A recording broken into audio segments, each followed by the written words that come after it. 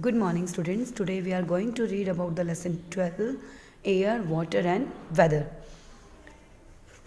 The heat of sun causes wind to blow. जो सूर्य की गर्मी होती है ये तेज़ हवा को बहने में हेल्प करती है, गर्म हवा को. It also changes the state of water.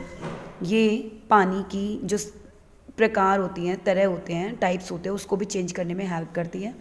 दस कॉजिंग चेंज इन वेदर, जिसके कारण हमारा जो मौसम है वो भी चेंज होता है. Let us understand this process. आओ हम इस प्रोसेस के बारे में सीखते हैं, पढ़ते हैं, समझते हैं इस प्रोसेस को. एयर, हवा. The heat of sun effects the movement of the air. सूरज की गर्मी जो है ये हमारी एयर की मूवमेंट को, यानी कि एयर कैसे चलेगी, ठंडी हवा कैसे चलेगी, ठंडी चलेगी, गर्म चलेगी, उसको भी ये क्या करते हैं, इफ़ेक्ट करते हैं. The sun heats up the air making it lighter. जो सूरज की गर्मी होती है वो हवा को बहुत हल्का बना देती है. The hot and lighter air rise up. जब ये गर्म और हल्की हवा ऊपर उठती है, and the cool air takes its place.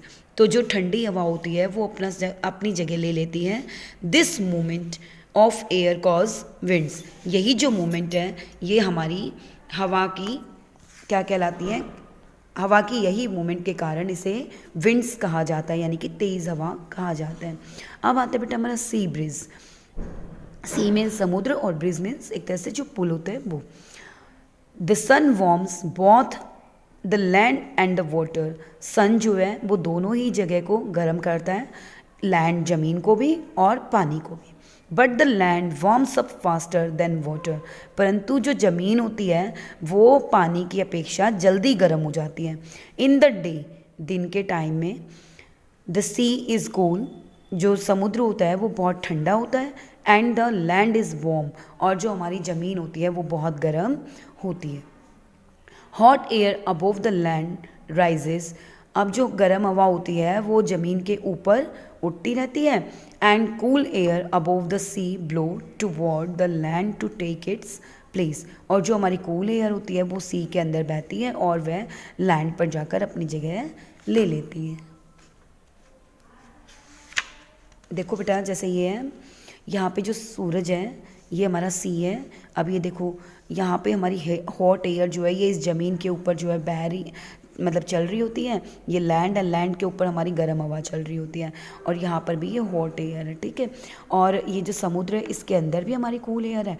और जो हमारी कूल एयर है वो यहाँ से आके सी में अपना स्थान ले लेती है गर्मी के कारण, है ना.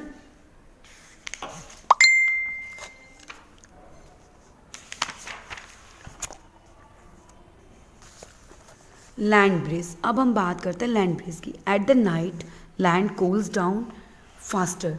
रात के समय में हमारा जो लैंड होता है वो जल्दी से ठंडा हो जाता है. But the sea remains warm. परंतु जो समुद्र होता है वो गर्म होता है. Hot air blow above the rise sea rises. अब जो हॉट एयर होती है वो समुद्र में ऊपर की तरफ उठती है.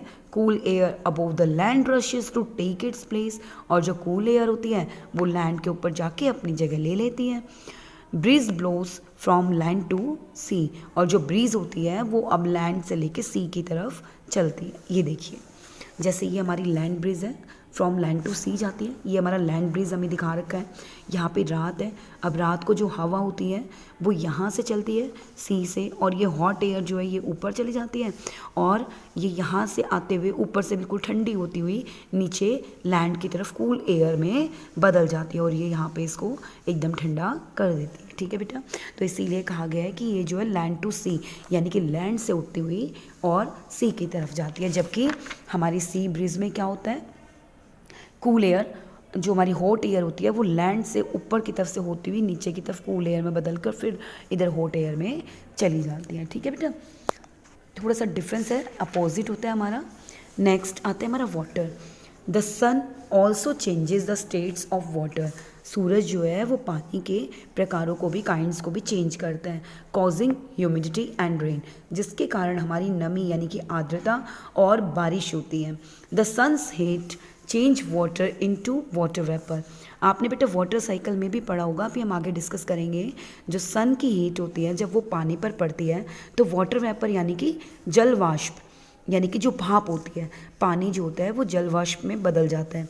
The amount of water vapour present in the air is called humidity, यानी कि जितना भी हमारा जो अमाउंट होता है, जो एक मात्रा होती है वाटर वेपर की, जब वो एयर में प्रेजेंट होती है, उपस्थित होती है, तो उसे हम ह्यूमिडिटी यानी कि आर्द्रता कहते हैं, नमी। The tiny droplets of water vapour join to from clouds, अब जो हमारे छोटी छोटी बूंदें होती है पानी की, वो क्या करती है, वाटर वेपर में जुड़ जाती हैं और क्लाउड्स का निर्माण करती हैं।